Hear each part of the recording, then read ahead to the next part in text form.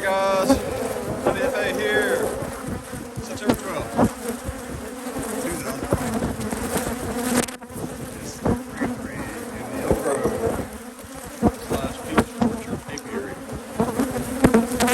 So the longer video worked through, I did kind of do a recap there, but for some reason you're interested.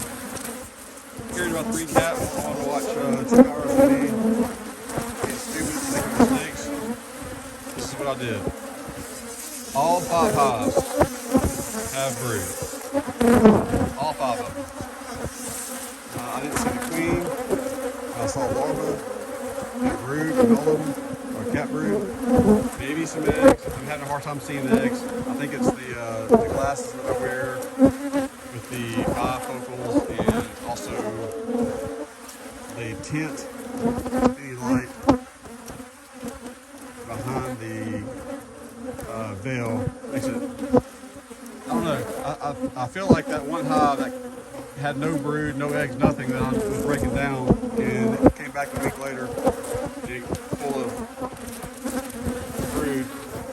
I think I probably just like killed 20 of my hives thinking they were just hatched on it or something. Anyway, so I'm just rambling on. I'll be mad about that for a couple of years. On the one on the left, had a deep super, pulled it off. Only had 3 frames that had anything on there that you could have harvested. The other ones were just foundation and then an internal feeder. So now that I said that, the internal feeder on that one, I'm not going to harvest that honey. I will put it in another beehive, the frames that have the honey in there, but I'm not going to harvest that honey. I took it all out because the other 5 frames were just foundation.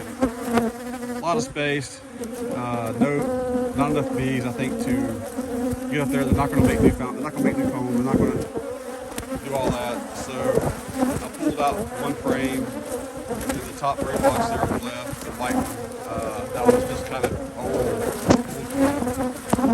and nothing was in it on the edge. So I replaced it with a frame that had a lot of cat honey. How do we do from the left, right from the left? Yes, producers.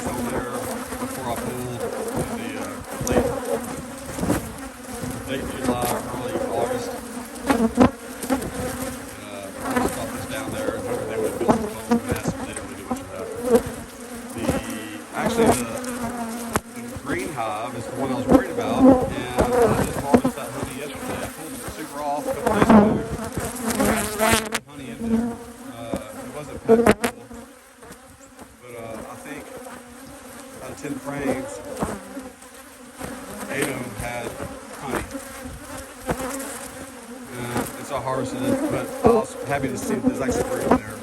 Condensed it down like the other 2. So those bees are going to be able to pack up all of the resources in just those 2 boxes there. The next 2 frames to the right, hives number 4 and 5, plenty of brood. Both supers. Hives 4 and 5 were wet, full of nectar, uncapped, a lot of bees in there. A lot of brood. I sprayed every one of them with oxalic acid. And the hive on the far right, number 5, between the bottom and the top brood box, not the super, bottom and the top brood box, I found, hive number 4. Hive number 4, between the bottom and the top brood box, I found some old max strips from last year. So I pulled them out. It doesn't hurt the bees as far as the chemicals in there. It's all benign now. The formic acid has been long gone, and I've checked with the packages and the inserts. You can leave those max strips in there for a long time. You don't have to get it out in 7 days. Whereas some of the other stuff, it's, you good there. That's kind of why I like to use things that are only safe with supers on there for mistakes like that. But the thing that I do realize now is leaving things in there will break up the cluster. So you basically put like an extra wall between the bottom and the top brood box. And I guess over the winter, even though our winters are not very bad, they still need to be able to maintain a good cluster and be able to walk up and down pretty freely. And I thought maybe it'll help them that I pulled it out. All right, guys, I pulled the reducers off all of them. Sprayed them again, weeds that were on the outside. Hope I didn't overdo it. Hope these bees do well. I'll come back in a few weeks. I'll take those top brood boxes, those top supers off there. When the golden rod's done, and I will use a max strip in there for all of them. One max strip per hive. Come back in 7-10 days, take it out, put another one in there, and then come back in 7-10 days again, take it out, and leave it in there. I'll put the reducers on then, probably. That's it, guys. Glad I made it out here before the bad weather really hits. And say no to hot guard. That's just my message for right now until I get more research. Have a great one, guys. Thanks for watching.